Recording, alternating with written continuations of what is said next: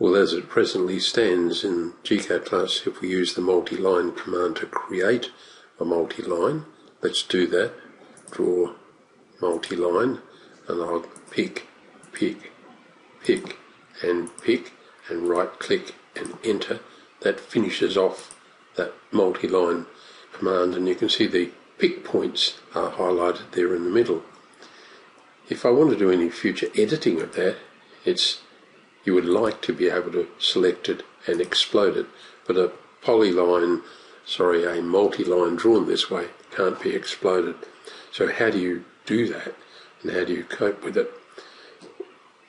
What I'm suggesting here is that if I draw a line, the first line, line 1, using the polyline command, so let's do that, draw polyline, and I'll pick similar points from there to there and there, and I've changed my drawing colour to magenta, and then right click and enter. We can achieve the same as we had here simply by going modify and offset. So we pick that magenta line.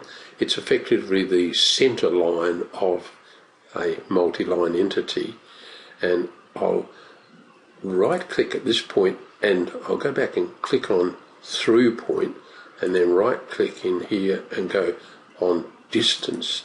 So this is a US example, so my offset is 1.25 units, which in the US are feet, but in millimeters you would adopt the same strategy. So we're saying OK, so we now just indicate a point and then pick that line again and indicate. So with a couple of clicks we can generate a shape that is similar to that which we created with the multi-line command. This has the advantage of being able to apply curve fitting. So if we simply take that line and we copy it down like so, we can pick the line, remembering that it is a polyline, so we can apply curve fitting to it, and then we can just recall that offset command and pick and pick. So we now have a curving wall. We can exit from there and we remove it. So that's a way of drawing retaining walls that are straight line like so, and curving walls in a manner. The end result is quite similar to that which you see using the multi-line command. It doesn't have the capping the ends and so on, but you can do the editing at this later stage.